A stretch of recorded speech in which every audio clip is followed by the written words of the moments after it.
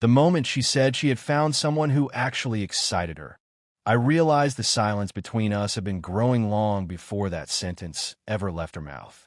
We were standing in a quiet corner of a luxury hotel suite in Santa Barbara, with the ocean visible through glass doors neither of us had opened since arriving. Her voice was calm, almost rehearsed, as if she had been waiting for the right moment to say it. I found someone who actually excites me. She paused just long enough for the words to land. This trip is over for us. Her name was Sloane Harrington, and until that moment, I had believed I understood her.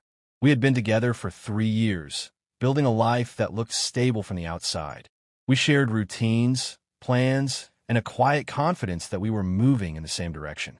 But standing there, watching her adjust the strap of her designer bag like she was preparing for a casual afternoon outing, I realized I had been reading comfort as connection, and she had been reading boredom as truth. My name is Carter Whitfield, and I didn't argue. That was the first thing that surprised her. I didn't raise my voice.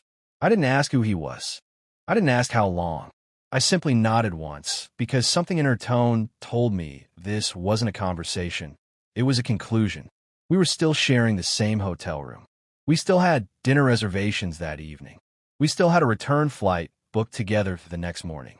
But the structure of everything we had built had already collapsed in her mind, and I could feel it collapsing in mine, piece by piece.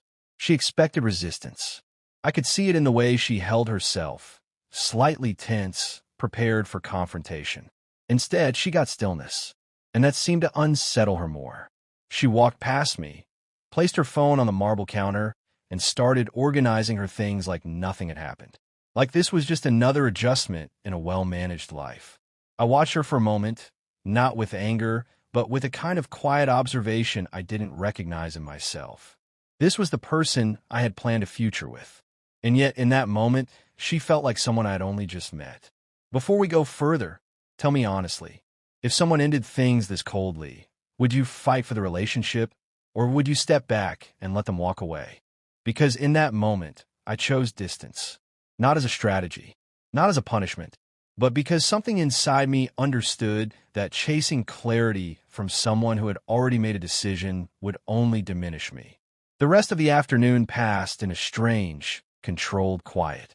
We moved around each other like strangers sharing temporary space. She stepped out for a few hours. She didn't say where she was going. I didn't ask. I sat on the edge of the bed, staring at the ocean we had planned to explore together, and try to understand where exactly things had shifted. Not in the last week, not even in the last month, but somewhere deeper, somewhere quieter, where small disconnects accumulate until they become irreversible. When she returned, she looked lighter.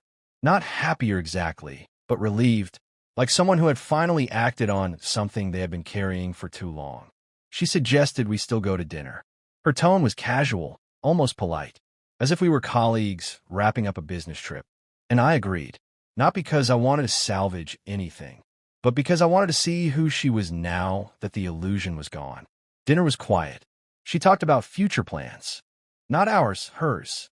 A new job opportunity. A different city. A life that didn't include me.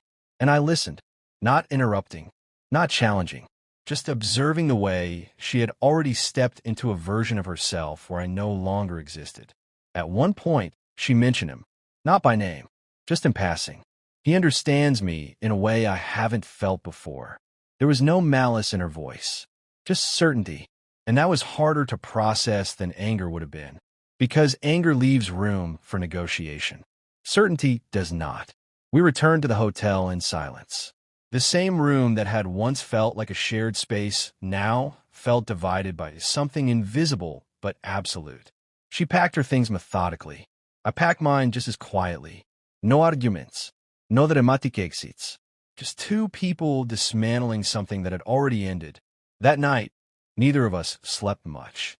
Not because of unresolved tension, but because there was nothing left to resolve. In the early morning, just before checkout, she sat at the edge of the bed and looked at me for the first time with something that resembled hesitation. I didn't plan for it to happen like this. Her voice was softer now, less certain, but still firm.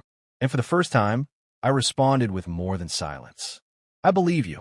That was all I said. Because I did. No one plans to outgrow something that once felt permanent. No one plans to choose excitement over stability until they realize stability no longer feels alive.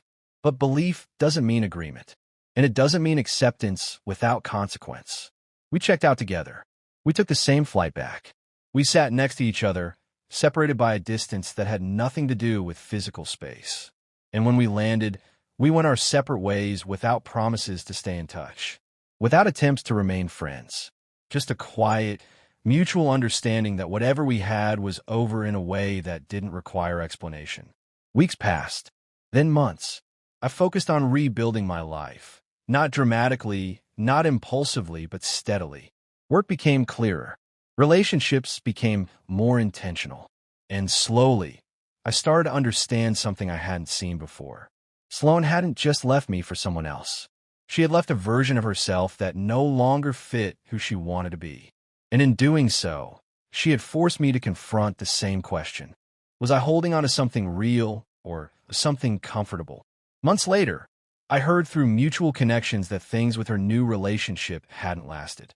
There was no satisfaction in that information, just confirmation that excitement alone is not a foundation, and that decisions made in moments of emotional clarity don't always lead to lasting outcomes. But by then, it didn't matter, because the version of me that had stood in that hotel room trying to understand what had just happened was no longer who I was. And maybe that was the only outcome that actually mattered.